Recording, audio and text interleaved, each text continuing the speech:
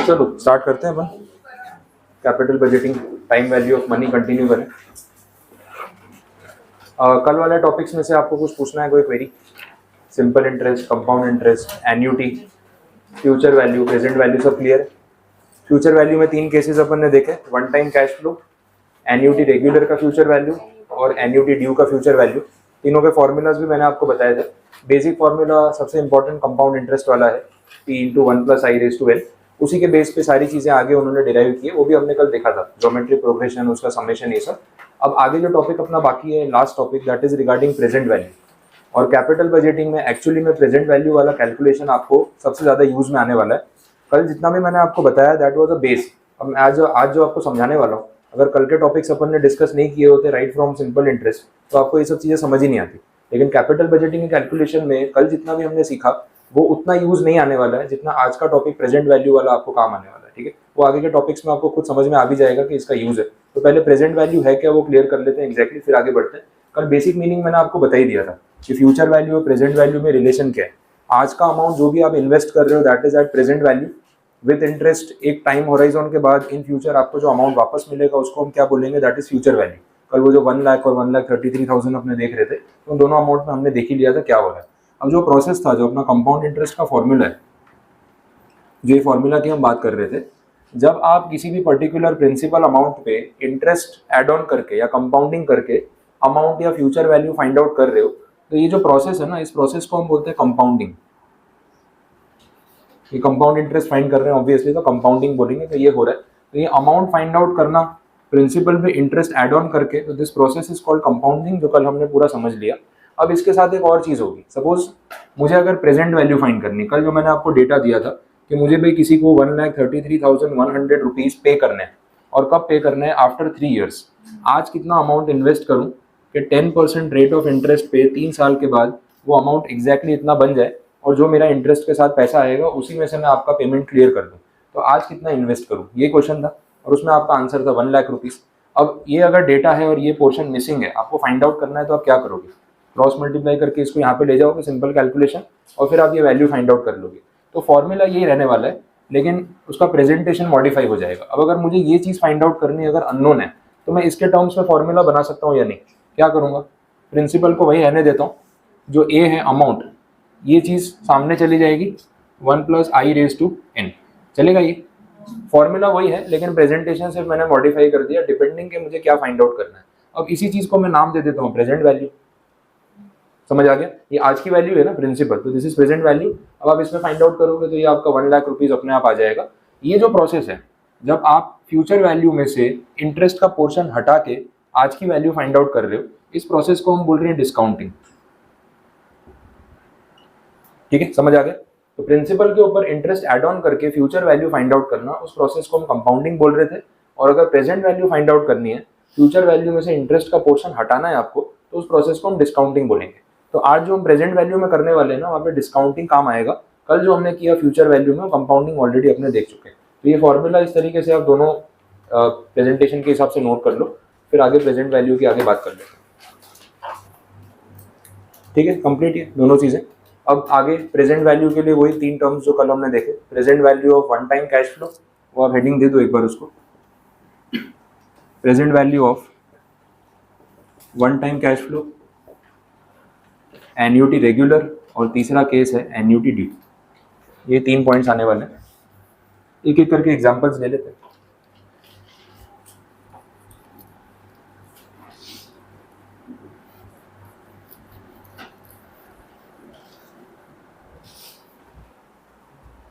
Discounting वाला term तो आपने बाकी चैप्टर्स में पढ़ा होगा ना, वो डिविडेंड डिस्काउंट मॉडल और उसको पढ़ा था। शेयर्स की प्राइस, आज की वैल्यू निकालनी है, तो हम फ्यूचर में उससे कितना अर्न करने वाले हैं उसको आप डिस्काउंट करके फिर आज की वैल्यू पे लेके आते हो। तो ये प्रोसेस यहाँ पे हो रहा है। वन टाइम कैश फ्लो की बात करें तो कोई एग्जांपल अपने वैसे ही फ्रेम कर लेते हैं जैसे अभी बात कर रहे थे। सपोज ऐसा कुछ है कि आज से 5 ईयर्स के बाद आपको कुछ फंड्स की रिक्वायरमेंट है, होता है फाइनेंशियल गोल होता है कि 5 साल बाद मुझे ये चीज़ परचेज करनी है, इसके लिए इतने पैसे जोड़ने हैं, तो भाई उसके लिए कुछ अरेंजमेंट करना है। आज से 5 साल के बाद जो अमाउंट आपको रिक्वायर्ड है that is around 20 lakh rupees. अब आपके पास आज कुछ पैसे पड़े तो हैं, ऐसा नहीं है कि बिल्कुल नहीं है, तो आपने सोचा आज ही कुछ पैसा इन्वेस्ट कर देते हैं कि with interest after 5 years 20 lakh rupees का फंड क्रिएट हो जाए और उसमें से जो भी आपकी ऑब्लिगेशन है, जो असेट आपको परचेज करनी है वो आप कर सको। तो ऐसा गोल सेट कर रहे हो। अब आपने पता किया कि भाई रिटर्न कितना मिल रहा है, तो स्टैंडर्ड रेट रखते हैं अपना 10% पर एनम वाला। अब इस हिसाब से अगर 20 लाख रुपीज़ आपको 5 साल में इकट्ठे करने हैं और 10% का इंटरेस्ट रेट आपको मिलने वाला है, आज कितना अमाउंट इन्वेस्ट करें, कितना अमाउंट आज इन्वेस्ट करके रख दे कि 5 ईयर्स के बाद ही अपने आप 20 लाख रुपीज़ हो जाए। अब ये अगर फाइंड आउट करना हो तो पता चल सकता है क्या करना पड़ेगा, डिस्काउंटिंग करना है। डिस्काउंटिंग का फॉर्मूला वही है जो अभी अपने देख रहे थे, present value is equal to, ठीक है, ये फॉर्मूला आपको लगाना है। ये अगेन कंपाउंड इंटरेस्ट वाला ही फॉर्मूला, नया कुछ भी नहीं। तो 20 लाख रुपीज़ रख लो न्यूमरेटर में, 1 + i मतलब वही 1.1 और रेज टू 5। अब इसको भी कैसे कैलकुलेट करना है कैलसी पे, वो भी अपने प्रेजेंटेशन समझ लेते हैं। आपको अपने हिसाब से एक आंसर निकालना है तो पहले आप कैलकुलेट कर लो, एक आंसर तो ले आओ, फिर कैसे गिनना है कैलसी पे वो देखते हैं।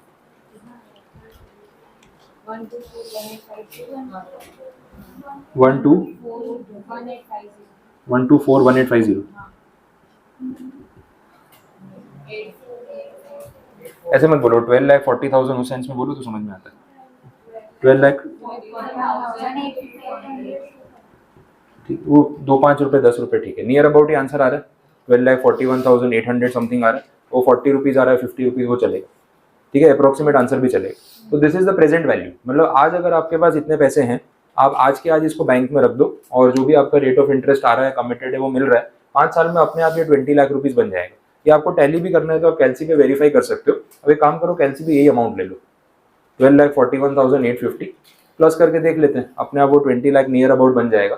अब 5 साल के लिए इस पर आपको 10% कंपाउंड इंटरेस्ट मिलने वाला है, तो कुछ नहीं करना है, इस अमाउंट पे सबसे पहले आप प्लस 10% कर दो कैलसी पे, प्लस 10% करके देख लो कितना आ रहा है, 13,66,000 आ रहा है। ये 1 साल का इंटरेस्ट एड ऑन हो गया और सेकेंड ईयर का प्लस 10% वापस करो, जो कंपाउंडिंग हो ही रहा है, इंटरेस्ट पे भी इंटरेस्ट काउंट हो ही रहा है, 15 लाख समथिंग आ रहा है। 2 साल का इंटरेस्ट हो गया, प्लस 10% फिर से 16,52,000। 3 साल का हो गया, प्लस 10% एक बार फिर से करो, 18 लाख। 4 साल का इंटरेस्ट हो गया और फिर से एक बार प्लस 10%, 5th ईयर का इंटरेस्ट आ रहा है नियर अबाउट 20 लाख। थोड़ा बहुत डिफरेंस आएगा क्योंकि ये एग्जैक्ट नहीं होगा, तो उस वजह से थोड़ा वेरिएशन आएगा। 20 लाख में अगर 100-200 रुपये का वेरिएशन आ रहा है तो दैट इज ओके, उससे फर्क नहीं पड़ेगा, बट अप्रोक्सीमेटली आपका फंड क्रिएट हो गया जो आपने सोचा था। तो दोनों तरफ से वेरीफाई हो गया कि ये जो अमाउंट है this is the correct value. अब ये जो आपने कैलकुलेशन किया ना अभी कैलसी पे, ये वाला पार्ट, इसको आपने कैसे प्रेजेंट कर सकते हैं, इजीली आप कैसे गिन सकते हो वो देख लो। ये वाला पोर्शन देखना, ये जो लिखा हुआ है 20 lakh divide by 1.1 raise to 5। अब इसको अपने ऐसे भी प्रेजेंट कर सकते हैं ना, 20 lakh into 1 divide by 1.1 raise to 5, चलेगा, ये एक ही बात है, कोई फर्क नहीं है। अब ये जो पोर्शन है ना, आप डायरेक्टली कैलकुलेटर पे पहले निकाल सकते हो। आप कैलसी एक बार पूरा जीरो कर दो, स्टेप बता रहा हूँ वैसे कि 1 डिवाइड बाई 1.1 5 बार इक्वल टू करना है, गिन लेना अच्छे से, 0.6209 ऐसा कुछ लास्ट में फैक्टर आ रहा है। ये जो वैल्यू आई है ना, ये इस पूरे की वैल्यू है, ये ध्यान रखना, सिर्फ डिनोमिनेटर की वैल्यू नहीं है। जो आपने कैलकुलेट किया 1 डिवाइड बाई 1.1 और 5 बार इक्वल टू किया आपने, तो जो आपका फैक्टर आया ना 0.6209, ये इस पूरे की वैल्यू है। अब आप इस फैक्टर को 20 लाख से अगर मल्टीप्लाई कर दोगे तो डायरेक्टली आपका ये आंसर आ जाएगा, समझ आ गया। दिस इज 20 लाख इंटू 0.6209 और उससे आपको ये वैल्यू मिल जाएगी। क्लियर हुआ? कोई डाउट यहाँ तक? तो कैसे गिनना है, आप इसको शॉर्टकट में इजीली कैलकुलेट कर सकते हो कि ये फैक्टर निकाल लिया फिर सीधा मल्टीप्लाई करना, ये ध्यान रखो। अब ये जो फैक्टर है ना, थोड़ा इसके ऊपर बात कर लेते हैं कि एग्जैक्टली ये है क्या और इसको क्या बोलते हैं, वो समझ लो।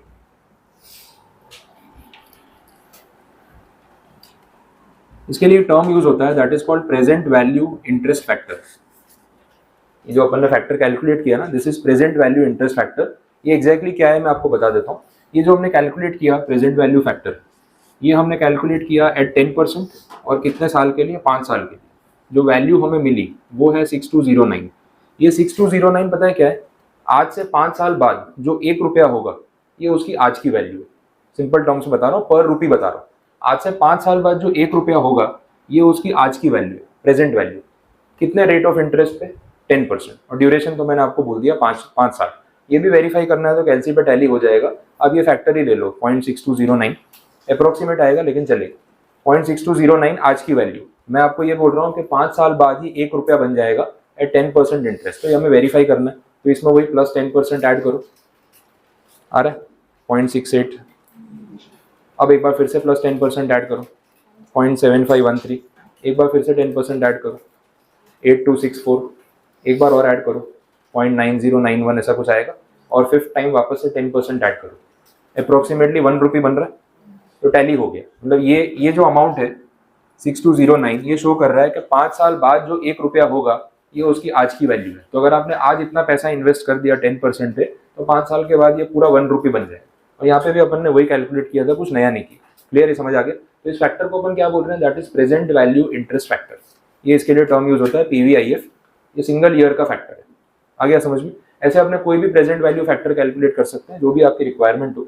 अब मैं आपको बोल रहा हूँ कि भाई 12% पे मुझे फैक्टर निकाल के दो। 12% इंटरेस्ट का रेट है और 3 साल की ड्यूरेशन है, मतलब 3 साल बाद जो 1 रुपया होगा 12% के हिसाब से, उसकी आज की वैल्यू कितनी, तो कैलकुलेट कर सकते हो। क्या करेंगे, 1 डिवाइड बाई 1.12, और कितनी बार इक्वल टू करना है, 3 बार। 3 साल का ड्यूरेशन है ना, कितना फैक्टर आ रहा है,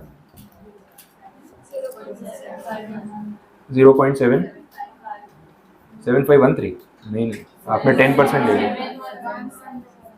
ये है वो 10% ले लिया होगा, तभी 7513 आ रहा है। 12% लेना आ रहा है 0.7117 या 7118। ये फैक्टर ये शो कर रहा है कि ये अमाउंट अगर आज आप इन्वेस्ट कर देते हो तो 12% पर एनम इंटरेस्ट के हिसाब से 3 साल में ये पूरा 1 रुपया बन जाएगा। तो ये 1 रुपये की प्रेजेंट वैल्यू है। आया समझ में? तो ये प्रेजेंट वैल्यू फैक्टर आगे के टॉपिक में भी काम आने वाला है, इसलिए मैंने आपको बताया कि इसको कैसे कैलकुलेट करना है।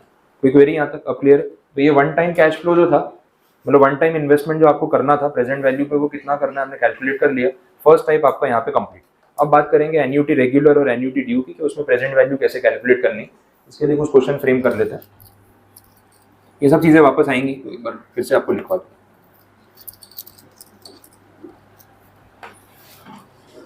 अब देखो एन्यूटी रेगुलर वाला जो केस है ना, उसकी बात कर रहे हैं और उसका एक एग्जांपल ले लेते हैं, जो आगे कैपिटल बजटिंग में भी काम आने वाला है, तो आपको पता चलेगा कैसे कैलकुलेशन करना है। सिचुएशन ये है कि आपके पास ना एक बिजनेस अपॉर्चुनिटी है, मतलब बिजनेस आइडियाज आते रहते हैं बैठे बैठे, आपको भी आते होंगे कभी ना कभी, ये बिजनेस कर लेते हैं, वो कर लेते हैं, इतना पैसा लगाना है, उतना करना है। तो कुछ आपके पास बिजनेस अपॉर्चुनिटी आई है और उसमें ये बोला गया कि आपको इनिशियल कुछ पैसा इन्वेस्ट करना पड़ेगा। अब बिजनेस फ्री में तो स्टार्ट होगा नहीं, कुछ ना कुछ तो इनिशियल इन्वेस्टमेंट करना ही पड़ेगा। अब जो इनिशियल इन्वेस्टमेंट करना है that amount is 5 lakh rupees. 5 lakh रुपए आज आपको इन्वेस्ट करने हैं।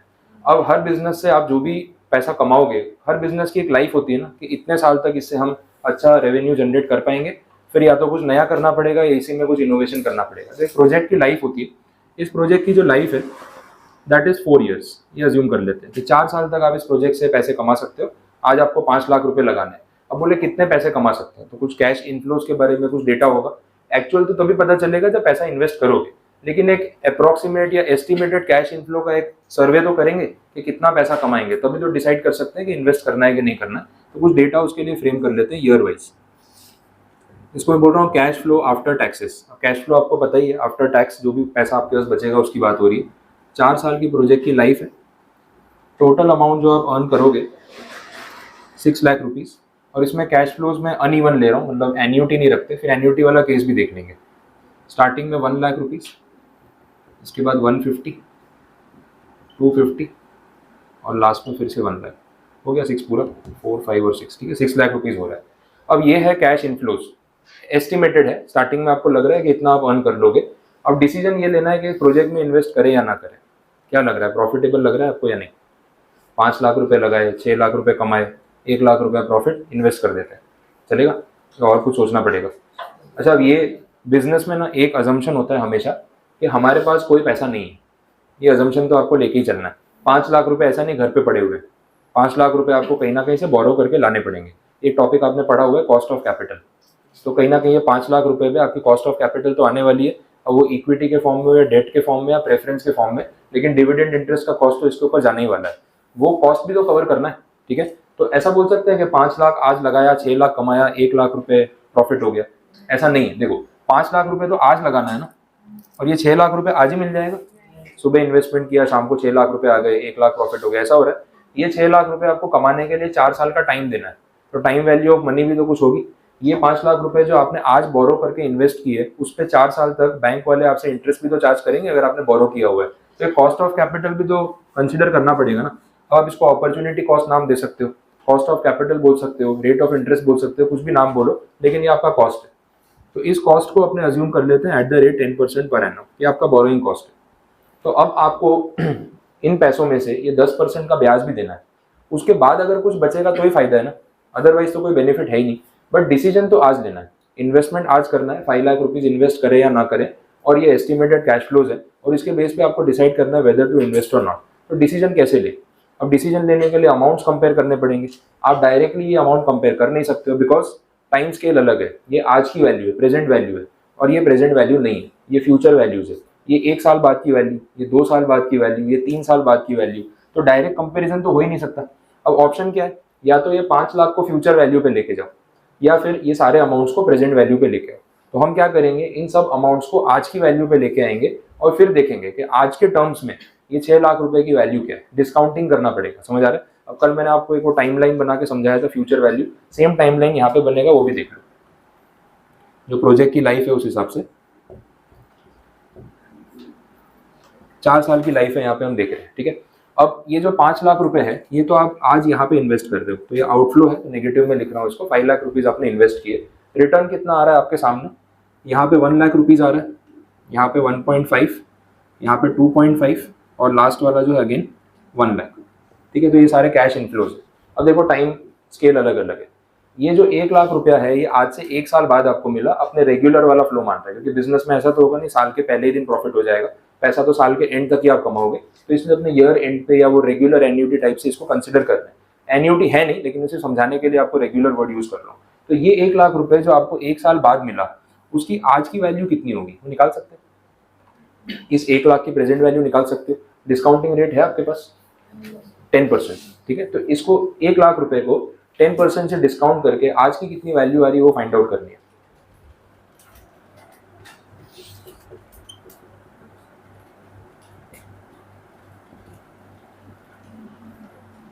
कैसे करेंगे? फॉर्मूला तो वही है ना जो अभी यूज कर रहे थे अपने, present value equal to a divide by 1 plus I raise to n। यही फॉर्मूला यूज होने वाला है बार बार, कुछ भी नया नहीं है। इसके हिसाब से डिस्काउंटिंग करके मुझे इसकी प्रेजेंट वैल्यू बता दो। 1 लाख 90,909.91 ऐसे आ रहा है, ठीक है। तो वो उसकी प्रेजेंट वैल्यू आ गई। तो ये 1 लाख रुपए की प्रेजेंट वैल्यू यहाँ पे लिख देता हूँ, 90,910 कर देते हैं, राउंड ऑफ कर देंगे पैसे में, और ऐसे कैलकुलेट नहीं करना है, दैट इज ओके। 1 लाख जो 1 साल बाद का है, ये उसकी आज की वैल्यू। क्लियर हुआ? अच्छा, वैसे ये 1.5 लाख जो है, ये आपको कब मिल रहे हैं? आज से 2 साल के बाद। तो इसकी आज की वैल्यू निकालनी हो तो काउंट कर सकते हैं क्या? कितने साल से डिस्काउंटिंग करेंगे? 2 साल से, ठीक है। तो 1,50,000 divide by 1.1 raise to 2। Calculation वैसे ही कर लो ना जैसे मैंने आपको बोला, जैसे 1,50,000 है डिवाइड बाई 1.1 रेज टू 2, तो इसको आप वैसे ही कैलकुलेट कर सकते हो। 1,50,000 into 1 divide by 1.1 raise to 2। तो पहले आप यही फाइंड करो, 1 divide by 1.1 raise to 2 into 1,50,000। तो कैलसी पे इजी पड़ेगा कैलकुलेट कर। कितना अमाउंट आ रहा है बताओ? 96 रुपये, 966, ठीक है। अप्रोक्सीमेट चलेगा, 2-5 रुपये इधर उधर, ठीक है। ये आ गया। अब ये 2,50,000 जो आपको 3 साल के बाद मिला, इसकी प्रेजेंट वैल्यू, ये अमाउंट भी बता दो। 3 ईयर से डिस्काउंटिंग करना पड़ेगा। ये 1.1 रेज टू 3 हो जाएगा, और ये 2,50,000 कितना आ रहा है? 1,87,028, ठीक है। और लास्ट वाला ये 1 लाख, इसको डिस्काउंटिंग करेंगे 4 साल से, देखो कितना आ रहा है? 68,301, ठीक है, चलेगा। अप्रोक्सीमेट आ रहा है ना इसमें, 68,300, ये आ गया। अब ये चारों का टोटल कर लो।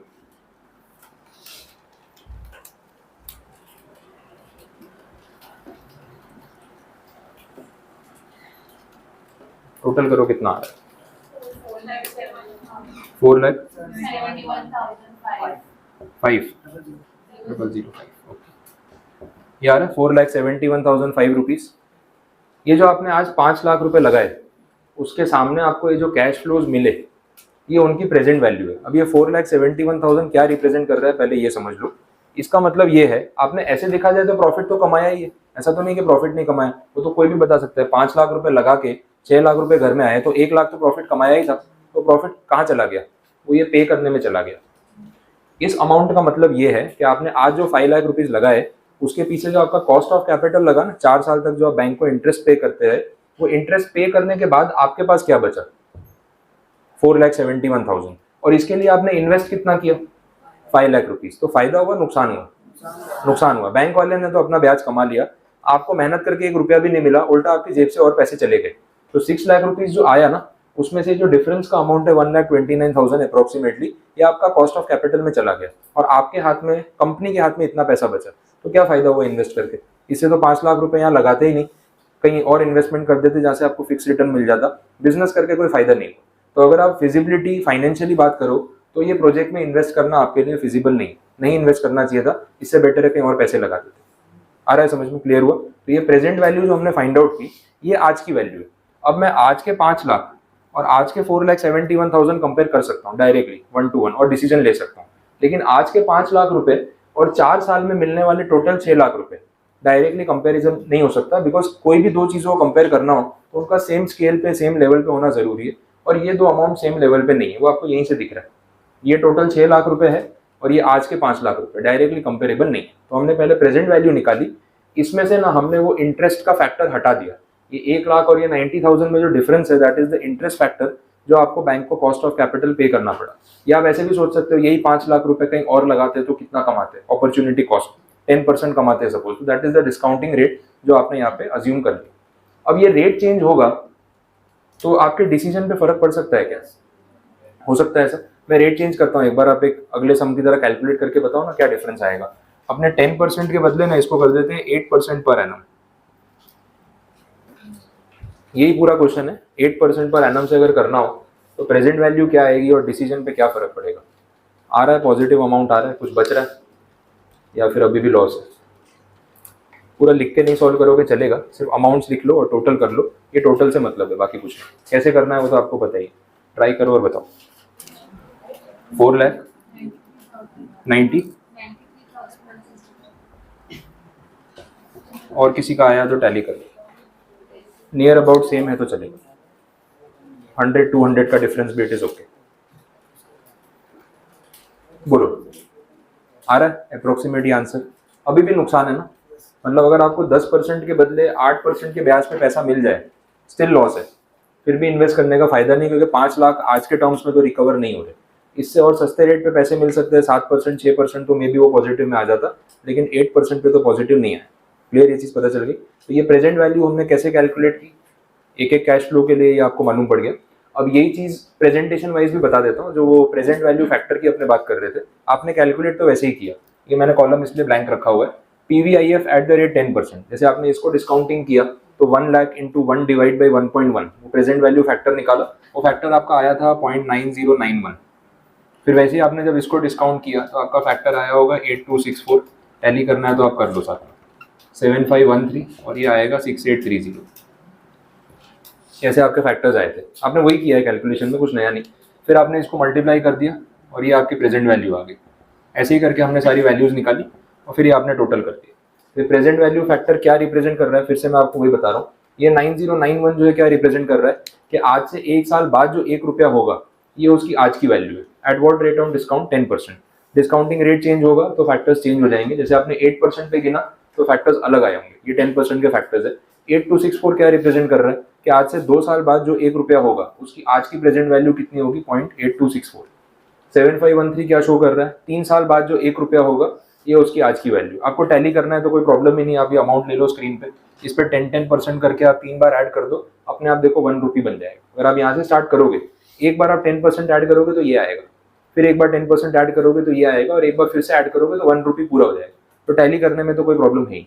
तो प्रेजेंट वैल्यू फैक्टर्स क्या होते हैं, अब ये कंसेप्ट पूरा क्लियर हो गया, पता चला? कोई डाउट है इसमें, कुछ नहीं समझ आया? ठीक है, अब मैं इसी डेटा में थोड़ा बहुत एन्यूटी के हिसाब से चेंज कर देता हूँ, बिकॉज ये एन्यूटी नहीं था, तो अपने इसको एन्यूटी करते हैं, देखते हैं डिसीजन पे कुछ फर्क पड़ता है क्या। अगर ये केस परफेक्ट एन्यूटी का होता तो फिर कैश फ्लोज इक्वल होने चाहिए थे ना। तो ये जो 1,50,000 है, इक्वल कैश फ्लोज ले लेता हूँ मैं, तो टोटल वही रहेगा 6 लाख रुपीज। ऐसा करने से इस आंसर पे फर्क पड़ेगा क्या, इस वैल्यू पे फर्क पड़ेगा कि सेम ही आएगी? डिफरेंस तो आएगा ऑब्वियसली, बिकॉज अमाउंट अलग अलग टाइम पे डिफरेंट अमाउंट है, तो ऑब्वियसली ये आंसर आपका पूरा चेंज होने वाला है। फैक्टर्स तो यही रहेंगे, लेकिन फाइनल आंसर मल्टीप्लाई के बाद जो टोटल आएगा वो चेंज होगा, हो सकता है ज़्यादा आ जाए, हो सकता है कम आ जाए। अब इसमें ना एक एक करके कैलकुलेट करने की मेहनत मत करो, रुक जाओ, जरूरत नहीं है उसकी, क्योंकि ये सारे कैश फ्लोज इक्वल है, एन्यूटी है, आप डायरेक्टली इसका टोटल भी तो कर सकते हो। जरूरत ही क्या है आपको एक एक मल्टीप्लाई करने की, और डिस्ट्रीब्यूटिव प्रॉपर्टी यूज कर लो, पहले ये ऐड कर लो फिर एक ही बार मल्टीप्लाई कर देंगे तो भी इजी पड़ेगा। अच्छा, ये ऐड करने के लिए भी डायरेक्ट कैलसी पे आप एडिशन कर सकते हो, वो ट्रिक क्या है वो देख लो। कैलसी को एक बार पूरा जीरो कर दो, ठीक है। अब स्टार्ट करो, 1 डिवाइड बाई 1.1 इक्वल टू, आपका फैक्टर आया होगा 0.9091, एक बार सिर्फ इक्वल टू करो और फिर से इक्वल टू आया 8264, फिर से इक्वल टू 7513, फिर से इक्वल टू 6830, लास्ट में ये फैक्टर दिख रहा होगा स्क्रीन पे। अब आपके कैलसी में बटन ढूंढो जीटी, ग्रैंड टोटल, सबके कैलसी में नहीं होता है ना।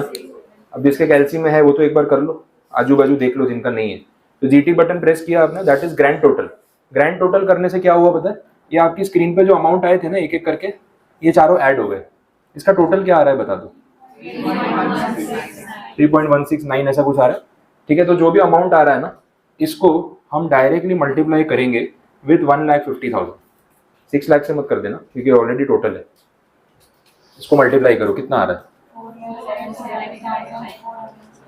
4,70,000, 475,000, आगे 479, ये आ रहा है। थोड़ा चेंज आ गया ना, पहले 471 आ रहा था, वो तो वेरिएशन आना ही था। Now this is the present value, ये आपको डायरेक्टली मिल गई क्योंकि एन्यूटी था तो कैलकुलेशन आपका इजी हो गया। अब देखो, अब बात सुनो, टर्मिनोलॉजी एक बार समझ लो। ये जो अमाउंट्स हैं इसको मैंने क्या नाम दिया था, present value interest factor individual, हर साल के फैक्टर को हम क्या बोलते हैं, प्रेजेंट वैल्यू इंटरेस्ट फैक्टर। ये जो आपने काउंट किया ना, इसके लिए भी एक नाम है, that is called present value interest factor annuity, last में एन्यूटी वर्ड एक्स्ट्रा आ जाता है। सिंपल टर्म्स में अपने इसको जीटी फैक्टर भी बोल सकते हैं, ठीक है, जीटी फैक्टर बोल सकते हो। ग्रैंड टोटल करके आपको मिला, मालूम पड़ा, ये पता चल गया। तो पीवी या पीवीआईएफ जो है that is a single year factor, और ये पीवीफा जो है एन्यूटी वाला that is the GT factor, वो इतने साल का टोटल है।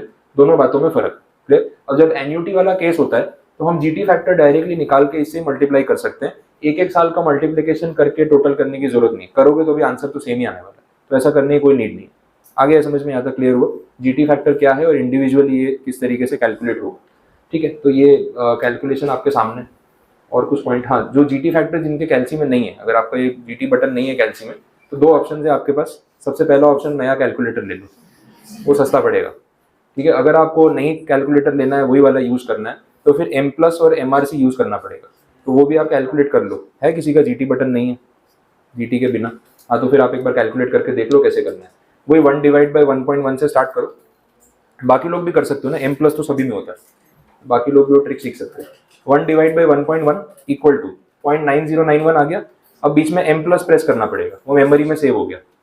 फिर वापस से इक्वल टू 8264 आया, फिर से M+, वो ऐड होता जा रहा है, फिर से इक्वल टू M+, 7513 वाला ऐड हो गया, फिर से इक्वल टू M+, 6830 पे आके आपने लास्ट में M+ प्रेस कर दिया। अब MRC प्रेस करना पड़ेगा, मेमोरी रिकॉल।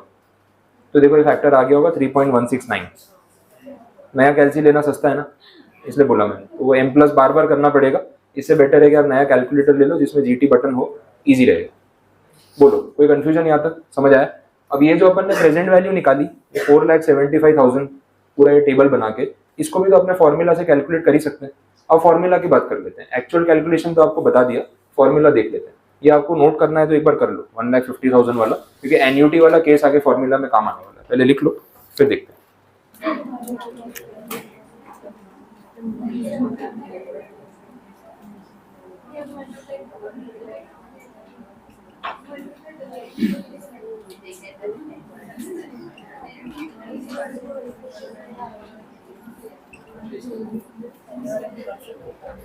चलो हो गया। हाँ, कुछ पूछना है तो मेरे से पूछ लो, फ्री हूं मैं। बोलो, है कोई क्वेरी? कैलकुलेशन में सारे पॉइंट्स क्लियर सबके? चलो अब यही चीज फॉर्मूला से टैली कर लेते हैं कि कैसे करना है, आंसर कैसे आएगा। पहले फॉर्मूला देख लो है क्या। अब ध्यान देना, present value of annuity regular, अगर आपको कल वाला फ्यूचर वैल्यू का फॉर्मूला याद है तो उतना तो इसमें कवर हो ही रहा है। हमने कल future value of annuity regular में देखा था, annuity into 1 + i⁻n - 1 divide by i, इतना पार्ट तो था ही। तो मैंने कल बोला भी था कि बाकी फॉर्मूला उसी में थोड़ा बहुत मॉडिफिकेशन करके बन जाएंगे, ये वाला टर्म एक्स्ट्रा है। डिस्काउंटिंग के हिसाब से समझ लो 1 + i⁻n नीचे आने ही वाला था, तो डिस्काउंटिंग इसकी वजह से हो जाएगा। फॉर्मूला में इतना ही चेंज करना है आपको और ये आपका present value of annuity regular बन गया। अब ये पूरा डेटा हम अगर इसमें इम्प्लीमेंट करें तो कैसे प्रेजेंट वैल्यू आएगी वो देख लो। एन्युटी का मतलब जो अपना कैश फ्लो था 1,50,000, बाकी की चीज़ें पहले इसमें पुट कर देते हैं। इंटरेस्ट रेट 10% है तो 1.1/4, 4 साल का डेटा है, 4 ईयर्स, -1, ये नीचे 0.10 और ये आ जाएगा 1.1/4। पता चला? अब ये पहले पूरा बॉक्स में जितना भी है ब्रैकेट में वो कैलकुलेट करना पड़ेगा एंड देन 1,50,000 से मल्टीप्लाई करना। तो स्टार्ट अपने इससे ही कर देते हैं 1.1/4 से। ये तो आपको पता ही है कैसे गिनना है। कितनी वैल्यू आ रही है 1.4641, ये तो याद ही हो गई होगी। ठीक है, 1.4641 -1 डिवाइड बाई 0.1। ठीक है, यहाँ तक आ गया। तो फिर ये भी तो लेना है वापस, इसलिए मैंने वैल्यू लिखी है। डिवाइड बाई कर दो फिर से 1.4641, तो इससे भी डिवीजन हो जाए। देखो कितना आ रहा है, इसकी वैल्यू आई यही आ रही है। ठीक है, वो जीटी फैक्टर ही आया और कुछ नहीं आया। तो सब चीज़ें आपस में टैली हो रही है, कोई प्रॉब्लम नहीं, आपको एकदम क्लियर हो जाएगा। ये आपका ये जो ब्रैकेट है ना, ये और कुछ नहीं है, ये जीटी फैक्टर ही तो है और कुछ है ही नहीं है। ठीक है, जीटी फैक्टर ही है ये। फॉर्मूला के टर्म्स में आपको समझा दिया, यहाँ आपने डायरेक्टली कैलसी पे गिन लिया था, आंसर हर जगह से टैली हो रहा है। अब ये 3.169 पूरा आ रहा है इंटू 1,50,000, तो अपने आप आंसर आ जाएगा 4,75,479। आया समझ में? ये पूरा वैल्यू जो है दिस इज 3.169। बोलो क्लियर हुआ? अब फॉर्मूला अगर याद है तो अच्छी बात है, उससे भी सॉल्व हो सकता है। नहीं याद है, कैलकुलेटर पे जीटी फैक्टर निकालना आता है तो उससे भी हो सकता है। तो मल्टीपल ऑप्शंस आपको दे दिए कैसे गिनना है और कंसेप्ट जो है वो टैली करवा दिए। बोलो यहाँ तक कुछ नहीं समझ आया? क्लियर पूरा? ये था पूरा आपका present value of annuity regular. अब इसके बाद लास्ट केस बचा है दैट इज एन्युटी ड्यू, और उसमें थोड़ा बहुत चेंज करना पड़ेगा, ज़्यादा फर्क नहीं पड़ेगा। यहाँ तक कुछ भी नहीं समझ में आया हो, कोई क्वेरी, फॉर्मूला में कुछ डाउट है तो पूछ लो। क्लियर है सारे पॉइंट्स? प्रेजेंट वैल्यू पता चल गया कैसे निकालना है?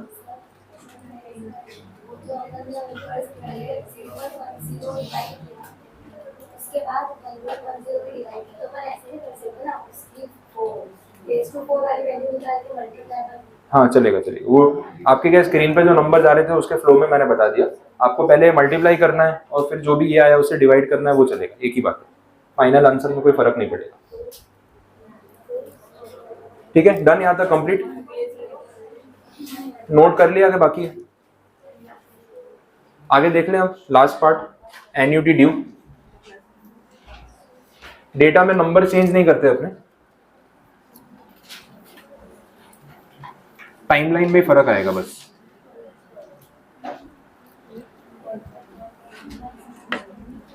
चलो बातें नहीं, यहाँ पे देखो। अब इसको कर देते हैं एन्युटी ड्यू। सुन लो एक बार, एन्युटी ड्यू में कन्वर्ट कर दिया, बाकी डेटा सेम है। टाइमलाइन भी एक बार आप देख लो क्या फर्क पड़ेगा।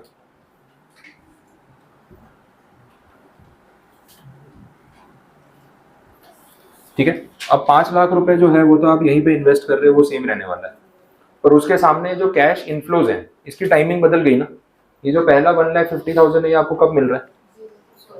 0 पॉइंट पे आज ही मिल रहा है मतलब। ठीक है, तो ये 1,50,000 यहाँ पे आ गया। अच्छा, सेकंड वाला 150 जो है वो यहाँ पे मिल रहा है, थर्ड वाला 1,50,000 यहाँ पे आएगा और लास्ट वाला यहाँ पे आएगा, और यहाँ कुछ नहीं आने वाला। समझ आ गया? तो ये शिफ्ट हो गया ना। पहले क्या हो रहा था, यहाँ पे नहीं मिल रहा था, यहाँ से स्टार्ट हो रहा था और इधर आ रहा था, लेकिन अब एक एक साल का यहाँ पे शिफ्ट हो गया।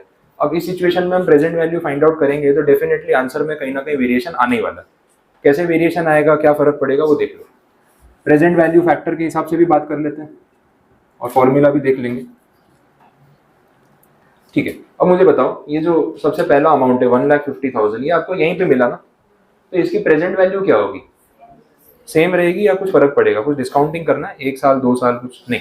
ठीक है, आज के 1 रुपए की वैल्यू आज कितनी होगी? 1 रुपया होगी। तो यहाँ प्रेजेंट वैल्यू में मैं 1 लिख सकता हूँ ना, प्रेजेंट वैल्यू 1 ही रहने वाली, और उस हिसाब से 1,50,000 ही रहेगा, कोई चेंज नहीं होगा।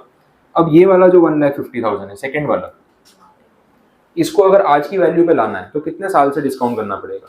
1 साल से। इंटरेस्ट का तो रेट वही है 10%, फैक्टर आपका वही आने वाला है 9091, ठीक है। उससे आपकी प्रेजेंट वैल्यू आ जाएगी। कितना अमाउंट आ रहा है बताइए। 1 लाख, ठीक है। फिर ये वाला जो 150 है इसको कितने साल से डिस्काउंट करेंगे? 2 साल से। फैक्टर आएगा 0.8264, मल्टीप्लाई करके देखो अमाउंट कितना आ रहा है। 960, ठीक है। फिर लास्ट वाला 0.7513, इसको मल्टीप्लाई करो, कितना आ रहा है? 695, ठीक है, ये आ रहा है। टोटल कर लेते हैं।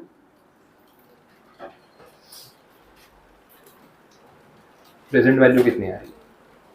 ये 5 लाख से ऊपर ही आ रही होगी।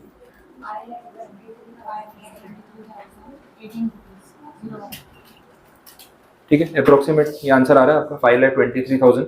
अब देखो यहाँ फायदा दिख रहा है आपको, 6 लाख रुपए ये वैल्यू थी, प्रेजेंट वैल्यू आपने निकाली। दिस 5,23,000 शोज दैट आपने जो भी 5 लाख रुपए बोरो किए थे ना, उस पर जो आपने इंटरेस्ट कॉस्ट बेयर किया ना 10% पर एनम, वो पे ऑफ करने के बाद भी आपके पास यहाँ ये 23,000 रुपीज बच रहे हैं। तो अब बिजनेस करने में नुकसान नहीं है।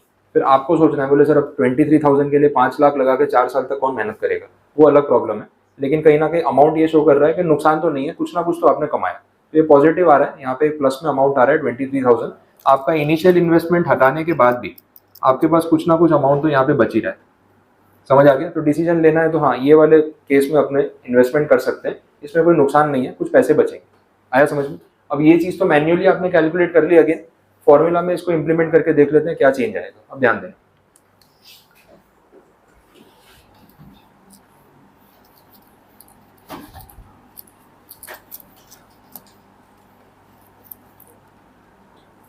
इसको कर देते हैं एन्यूटी ड्यू।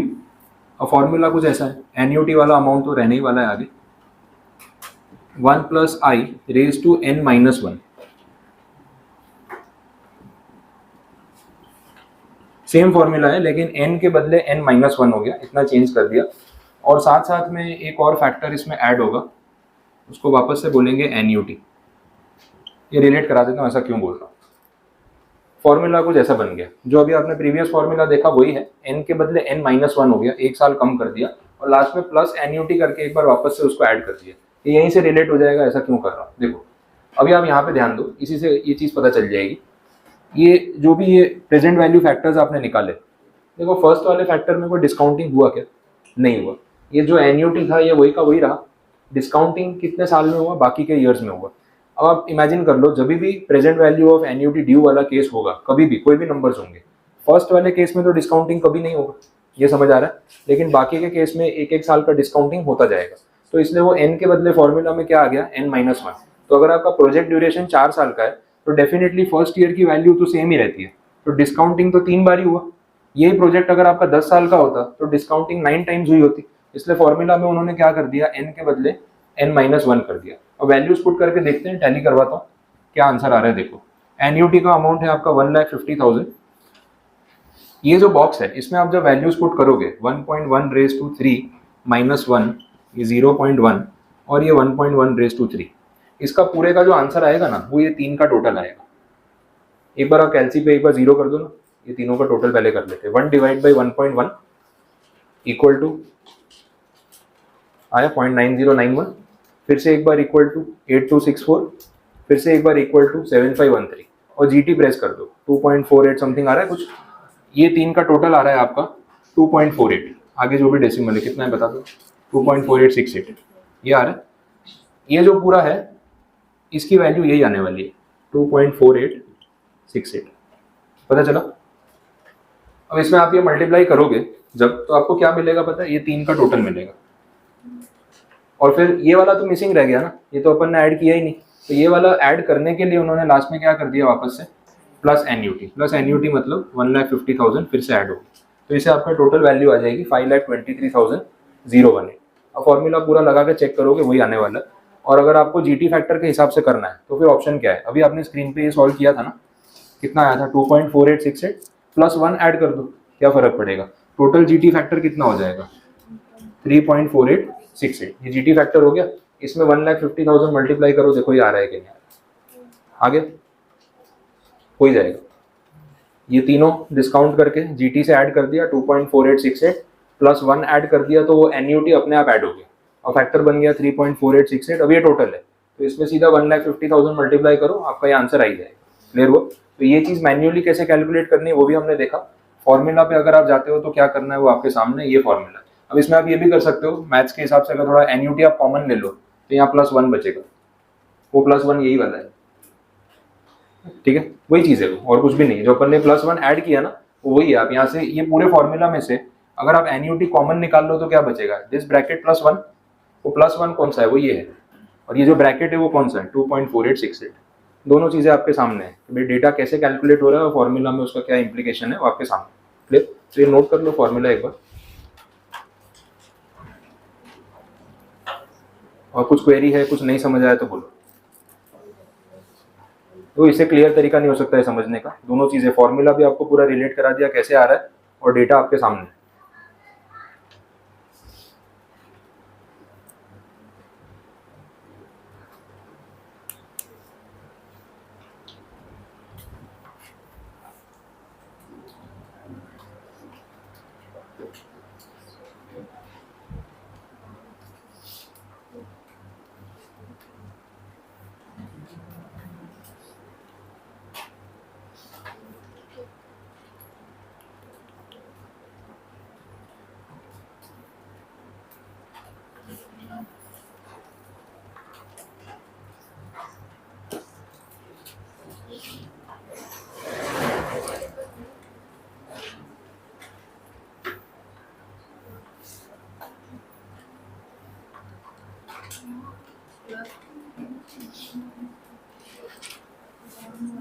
कुछ कंफ्यूजन है किसी को, कुछ नहीं समझ आया?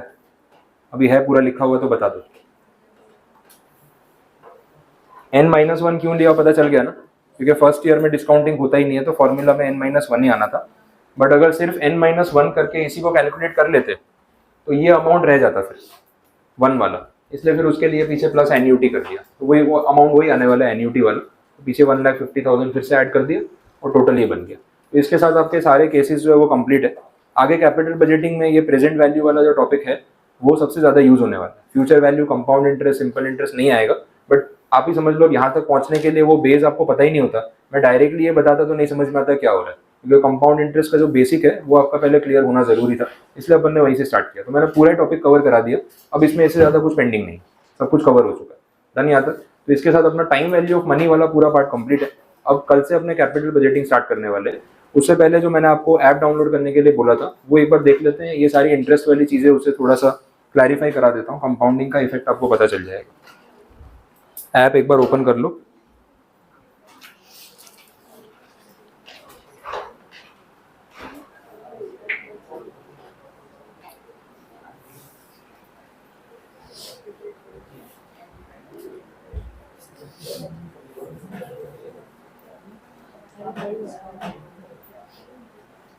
हाँ, हो गया ओपन। चलो अब देख लेते हैं ऐप में। एक बार आप मेरे साथ साथ ही चलना, जो अमाउंट्स बोल रहा हूँ सुनते जाना तो पता चलेगा। स्टार्टिंग में आप देखना उसमें ईएमआई वाला ही ऑप्शन पहले आ रहा है। ये एक फाइनेंशियल कैलकुलेटर का ऐप है जिसके अंदर सारी चीज़ें आप कैलकुलेट कर सकते हो। तो एक दो पॉइंट्स जो अपने काम के हैं वो देख लेते हैं। जो लोन बेसिक वाला फर्स्ट पॉइंट है ना, उसी पे आप क्लिक करो, फर्स्ट ऑप्शन पे। लोन अमाउंट अपने अज्यूम कर लेते हैं। सपोज ऐसा कुछ है कि 25 लाख रुपीज आपने बोरो किए, वो इंटरेस्ट का इफेक्ट आपको दिखाना है कैसे होता है। तो लोन अमाउंट में 25 लाख आप एंटर कर दो।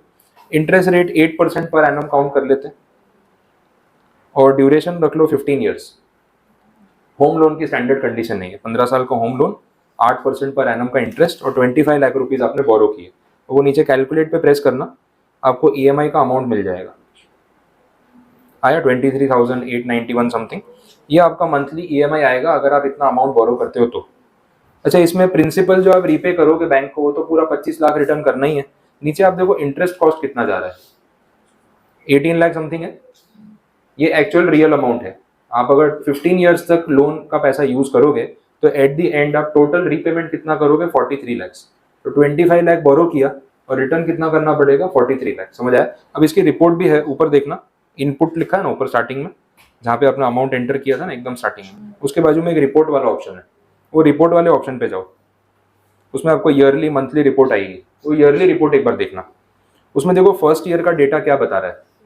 आपने जो EMI पे किया ना 23,000 24,000 का, पूरे साल में आपने जो भी पैसे उनको पे किए 24,000 इंटू 12 करके नियर अबाउट 3 लाख के आसपास, उसमें से आपका प्रिंसिपल कितना रीपे हुआ 89,000 या 90,000 के आसपास, और बाकी का अमाउंट आपका कहाँ गया, इंटरेस्ट कॉस्ट।